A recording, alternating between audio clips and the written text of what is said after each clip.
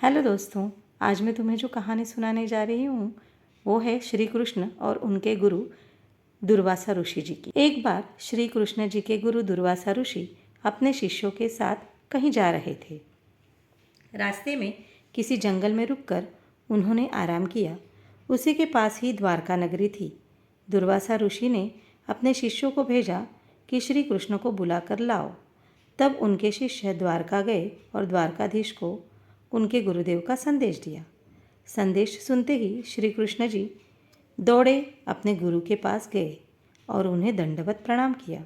उनसे द्वारका चलने के लिए विनती की, लेकिन दुर्वासा ऋषि जी ने चलने के लिए मना कर दिया और फरमाया कि हम फिर कभी आपके पास आएंगे।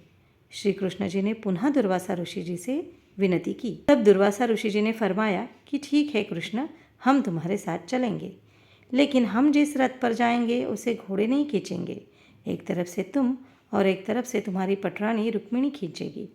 श्री कृष्ण उसी समय दौड़ते हुए रुक्मिणी के पास गए और उन्होंने उन्हें बताया कि मुझे तुम्हारी सेवा की ज़रूरत है। तब रुक्मिणी को उन्होंने सारी बात बताई।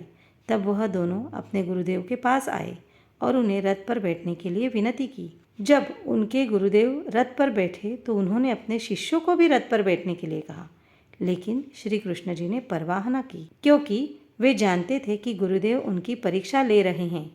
रुक्मिणी और श्री कृष्ण जी ने रथ को खींचना आरंभ किया और उस रथ को खींचते खींचते द्वारका ले पहुँचे।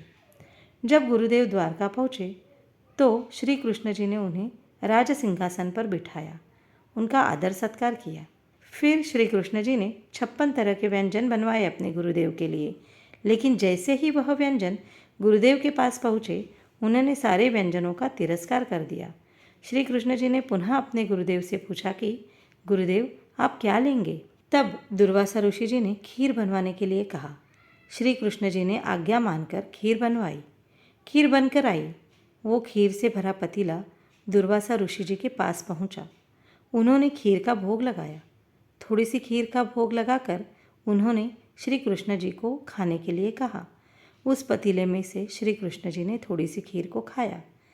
तब उनके गुरुदेव ने श्री कृष्ण को बाकी खीर अपने शरीर पर लगाने की आज्ञा दी। श्री कृष्ण जी ने आज्ञा पाकर खीर को अपने शरीर पर लगाना शुरू कर दिया। उन्होंने पूरे शरीर पर खीर लगा ली, लेकिन जब पैर पर लगाने की बारी आई तो श्री कृष्ण जी ने अपने गुरुदेव को अपने पैरों पर खीर लगाने के लिए मना कर दिया।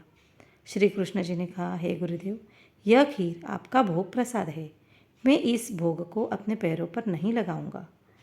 उनके गुरुदेव श्री कृष्ण जी बहुत खुश हुए। उन्होंने फरमाया, हे कृष्ण, मैं तुमसे बहुत खुश हूँ, तुम हर परीक्षा में सफल रहे।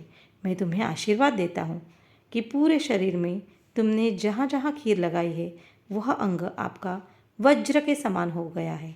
और इतिहास साक्षी है कि महाभारत के युद्ध में श्री कृष्ण जी का कोई भी अस्त्र शस्त्र बाल भी बांका नहीं कर पाया।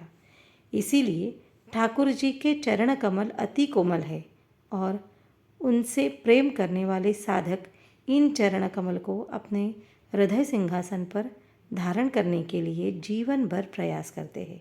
जय श्री कृष्ण, जय श्री राधे राधे। Thank you. आपको ये कहानी कैसे लगी आप ये ज़रूर कमेंट करके बताना, और आपको अगर अच्छी लगी हो तो ज़रूर लाइक, शेयर और मेरे चैनल जाऊया गोष्टींच्या गावा को सब्सक्राइब ज़रूर करना।